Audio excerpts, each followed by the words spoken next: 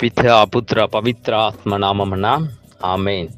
చిటి తాళములతో ఆయనను స్తుతింపుడు, గంభీర నాదము గల తాళములతో ఆయనను స్తుతింపుడు అని 150వ కీర్తన 5వ వాక్యంలో కీర్తనాకారుడు ద్వారా పలికిన ప్రభువ, ఉదయం మేల్కొనిన సమయం నుంచి ఇప్పటి వరకు మమ్మందరినీ ఆశీర్వదించి కాపాడినందులకు మీకే శతకోటి స్తుతి స్తోత్రములు.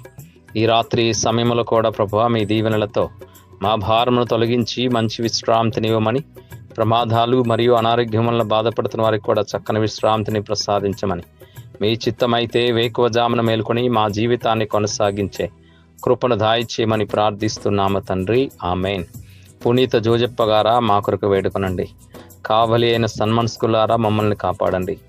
ప్రభు మీతో నుందురుగాక, మీ ఆత్మతోనూ ఉందురుగాక.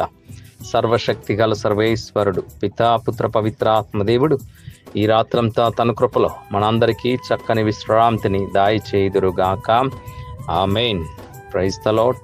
హల్లెలూయా, హల్లెలూయా, హల్లెలూయా.